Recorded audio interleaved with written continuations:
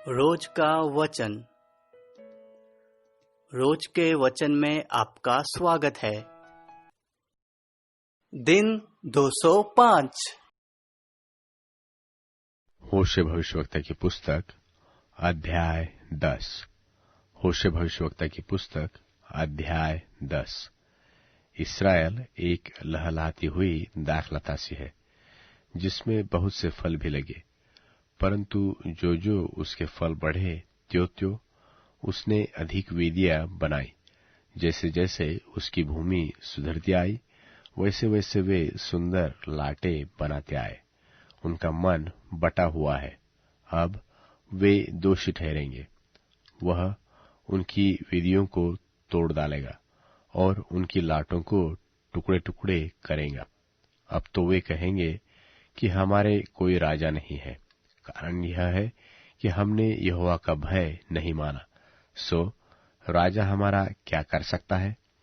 वे बातें बनाते और झूठी शपथ खाकर वाचा बांधते हैं। इस कारण खेत की रेघारियों में धतूरे की नाई दंड फूल फलेगा। सामरियों के निवासी बेतावेन के बछड़े के लिए डरते रहेंगे, और उसके लोग उसके लिए विलाप करेंगे, और उसके पुजारी तो उसके कारण मगन होते थे। उसके प्रताप के लिए इस कारण विलाप करेंगे कि वह उसमें से उठ गया है। वह यारेब राजा की भेंट ठहरने के लिए अश्शूर देश में पहुंचाया जाएगा। एफ्रेम लज्जित होगा और इस्राएल भी अपनी युक्ति से लजाएगा। सामरिया अपने राजा समेत जल के बुलबुले की नाई मिट जाएगा, और आवेन के ऊंचे स्थान जो इस्राएल का पाप है वे नाश होंगे, और उनकी वेदियों पर झड़बेरी पेड़ और ऊंट कटारों के समान उगेंगे। उस समय लोग पहाड़ों से कहेंगे कि हमको छिपा लो, और टीलों से कि हम पर गिरो पड़ो। हे इस्राएल, तू गिबा के दिनों से पाप करता आया है। उसमें वे ठहरे रहे, ताकि वे कुटिल मनुष्यों के संग लड़ाई में न फंसे। जब मेरी इच्छा होगी तब मैं उन्हें ताड़ न दूंगा, और देश देश के लोग उनके विरुद्ध इकट्ठे हो जाएंगे, इसलिए कि वे अपने दोनों अधर्मों के संग जूते हुए हैं।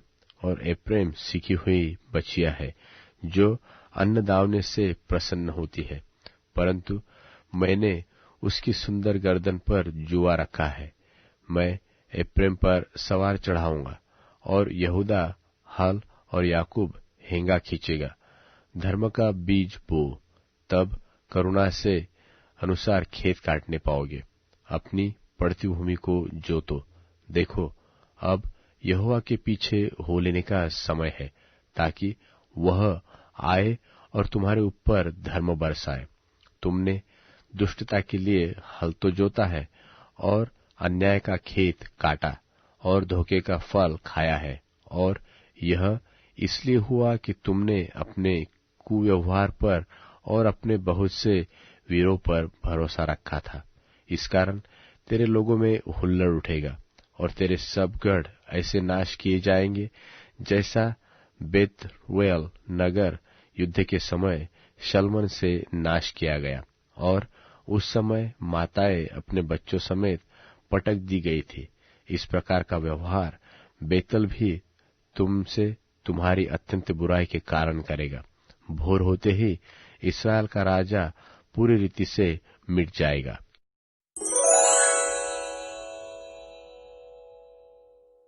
होशे भविष्यवक्ता की पुस्तक अध्याय 11।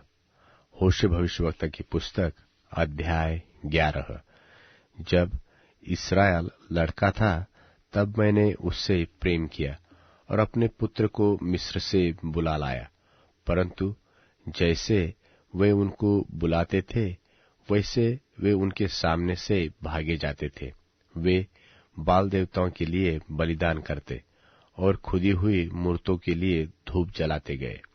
और मैं एप्रेम को पांव पांव चलाता था और उनको गोद में लिया फिरता था, परंतु वे न जानते थे कि उसका चंगा करने वाला मैं हूं। मैं उनको मनुष्य जानकर प्रेम की डोरी से खींचता था, और जैसा कोई बैल के गले की जोत खोलकर उसके सामने आहार रख दे, वैसा ही मैंने उनसे किया। वह मिस्र देश में लौटने न पाएगा, अश्शूर ही उसका राजा होगा, क्योंकि उसने मेरी ओर फिरने से इनकार कर दिया है। और तलवार उसके नगरों में चलेगी और उनके बेड़ों को पूरा नाश करेंगी, और यह उनकी युक्तियों के कारण से होगा। मेरी प्रजा मुझसे फिर जाने में लगी रहती है, यद्यपि वे उनको परम प्रधान की ओर बुलाते हैं, तो भी उनमें से कोई भी मेरी महिमा नहीं करता। हे प्रेम, मैं तुझे क्यों छोड़ दूं? हे इस्राएल, मैं तुझे शत्रु के वश में क्यों कर दूं? मैं तुझे क्यों अदमा की नाई छोड़ दूं और सबोईम के समान कर दूं? मेरा हृदय तो उलट-पुलट हो गया, मेरा मन स्नेह के मारे पिघल गया है।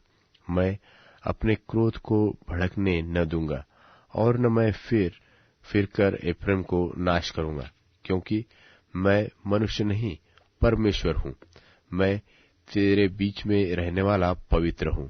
मैं क्रोध करके न आऊंगा। वे यहोवा के पीछे पीछे चलेंगे।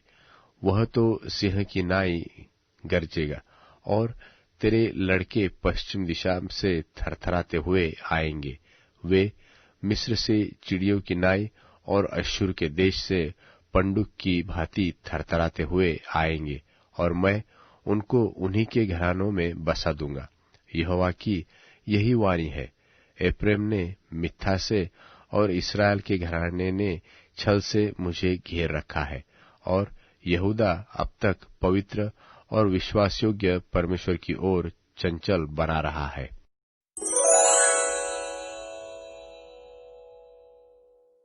मुझे लगता है कि हमारा इन दिनों का दुख उस सम्मान के सामने जो हम पर प्रकट किया जाएगा तुलना करने लायक नहीं है।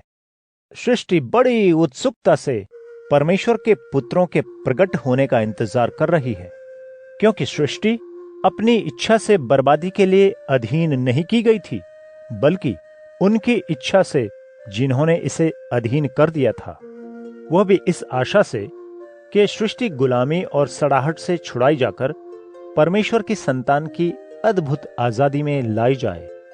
हम जानते हैं कि अब तक पूरी सृष्टि मानो प्रसव की सी पीड़ा के समान कराह रही है। मात्र सृष्टि ही नहीं, हम स्वयं जिनके पास पवित्र आत्मा का पहला फल है, हम भी अपने में कराह रहे हैं और गोद लिए जाने का इंतजार कर रहे हैं। इसी आशा के लिए हमने मुक्ति भी पाई है। परंतु यदि अपेक्षित वस्तु दिखने लग जाए तो वह आशा नहीं, क्योंकि जिसे व्यक्ति देखता है उसकी आशा क्यों करता रहेगा। लेकिन यदि हम देखने वाली बात के लिए आशा रखते हैं तो हम उसके लिए धीरज से आशा रखते हैं। इसी प्रकार से पवित्र आत्मा हमारी कमजोरियों में सहायता करता है, क्योंकि हम नहीं जानते कि हमें क्या और कैसे मांगना चाहिए, किंतु परमेश्वर का आत्मा स्वयं हमारे लिए ऐसी आहें भरकर प्रार्थना करता है जिसे शब्दों में नहीं कहा जा सकता। जो दिलों को परखते हैं जानते हैं कि पवित्र आत्मा क्या चाहता है, क्योंकि वह अलग किए हुए लोगों के लिए परमेश्वर की इच्छा के अनुसार प्रार्थना करता है।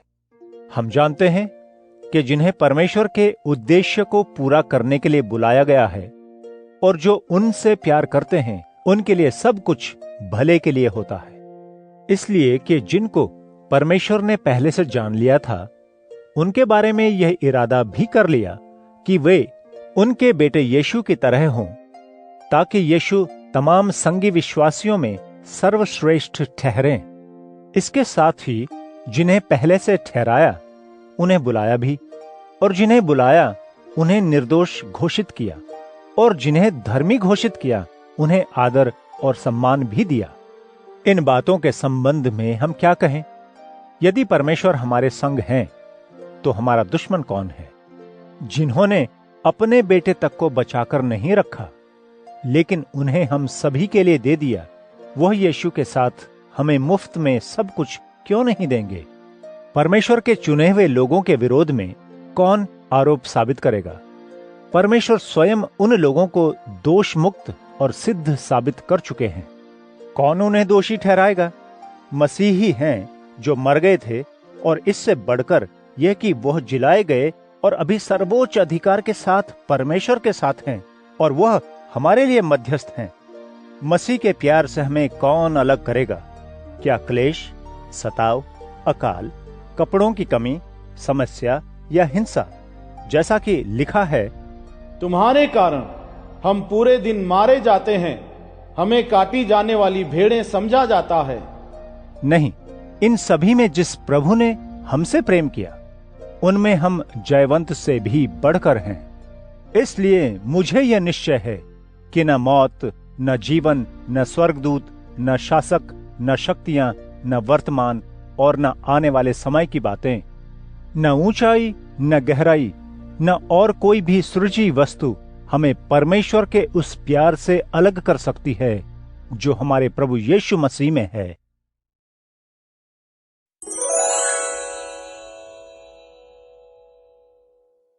अध्याय 89। दाऊद के साथ परमेश्वर की वाचा। प्रभु, मैं तेरी करुणा के गीत गाता रहूंगा। मैं अपने मुंह से तेरी सच्चाई पीढ़ी से पीढ़ी उद्घोषित करता रहूंगा। मैं यह जानता हूं, तेरी करुणा सदा सर्वदा के लिए स्थित है। तेरी सच्चाई आकाश के सदृश स्थायी है। तूने यह कहा है, मैंने अपने मनोनीत राजा के साथ वाचा स्थापित की है। मैंने अपने सेवक दाऊद से यह शपथ खाई है कि मैं दाऊद के वंश को युग युगांत स्थिर रखूंगा, उसके सिंहासन को पीढ़ी से पीढ़ी बनाए रखूंगा। हे प्रभु, स्वर्ग तेरे आश्चर्यपूर्ण कर्मों का, पवित्र संतों की सभा में तेरी सच्चाई का गुणगान करेंगे। आकाश मंडल में प्रभु के तुल्य कौन है? देवताओं में कौन प्रभु के समान हो सकता है? परमेश्वर पवित्र संतों की सभा में भयप्रद है।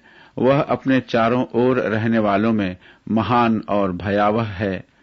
हे प्रभु, स्वर्गिक सेनाओं के परमेश्वर, तेरे जैसा कौन शक्तिमान है? हे प्रभु, तेरे चारों ओर तेरी सच्चाई है।